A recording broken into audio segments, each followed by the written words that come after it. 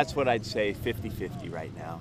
I was encouraged, but like I just told him, well, I want to make sure he feels good tomorrow after doing some stuff, and Sure. and we're not going to put him at any risk. So we'll talk to the doctors again, and we'll talk to him tomorrow, and we'll have a workout here in the morning. So we'll see.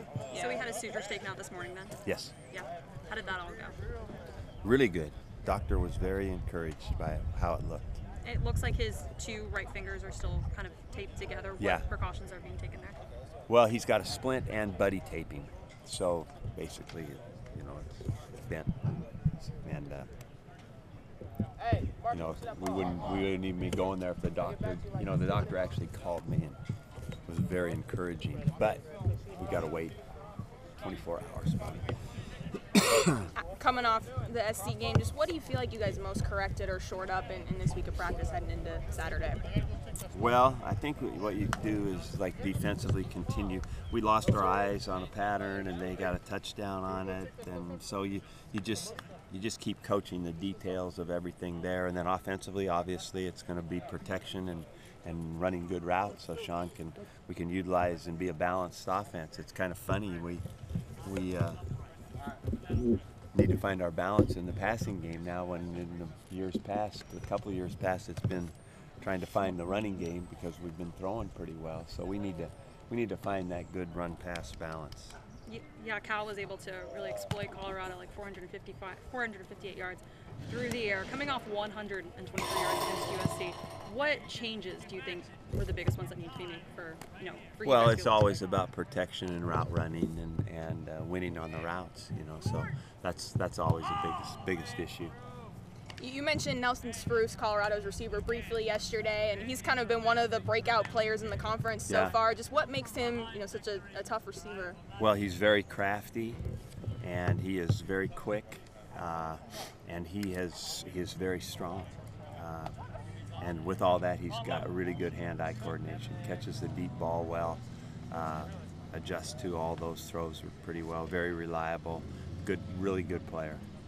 I would describe him like a Mike Hass type of guy. You're not the first one to say that. Yeah, it's interesting. Kind of a broader question. Yesterday, the Pac-12 announced that they're going to propose the full cost of tuition, the potentially multi-year scholarships. I know that's stuff that you've spoken on, and I'd imagine how do you feel about that if that ends up passing and being put into place? Oh, I think the full cost of attendance is absolutely necessary. I think that's the way it should be, and they need to keep examining all those areas. They've done a nice job with the food rule for everybody. It really helps the walk-on players, I think, that spend so much time. And then, so the continued exploration of how all that works, I think, is good. You mentioned the food rule.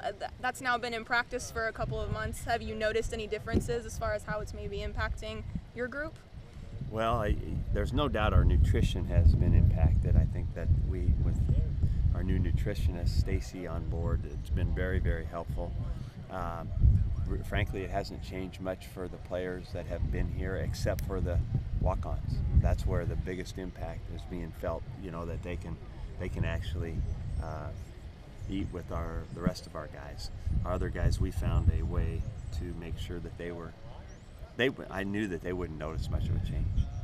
You mentioned this yesterday, but the extra hydration and the oxygen on the sidelines against Colorado. Is there anything else that you guys are preparing for going to that high elevation? Rest, rest and hydration, and then the other part of it that you've already had to have established is a good foundation of conditioning.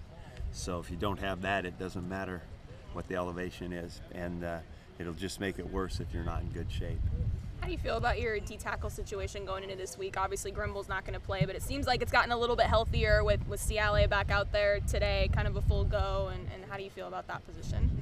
Well, luckily we've had some depth. It's hard to lose, like we did a week ago, 2 flankers. It's hard to lose 2 defensive tackles, but luckily we have some depth, and I think these guys will play well. For the past couple of months, it's been all football for these players. This week, you throw in classes. Is there a transition? You're on this, there? aren't you? This has been your everyday question. No, what's your question? Is there a transition period or a drop in energy level? Yeah, I haven't noticed the drop, and what I told you is what we tried to do is make sure that we had kind of the same times. We're doing the same thing. We keep talking about the fact that, you know, this will be added as we go forward. The other thing is not too many people know they've had lots of different activities in the afternoons before school has started. We've had I think at least 4 guest speakers at different times. So they've had events, they've had things that they've had to do continually through that time. So it's not been like they haven't been doing anything. And of course they have their lifting, but I haven't noticed anything. No. Who'd you bring in to speak? Oh, we've had a number of life skills type people. I can't remember one of the guys' names, Steve, and then these are all athletic department generated, so they bring them in from there. All things that they need to cover: alcohol, drug, just about every topic that you can think of is there, which is good stuff.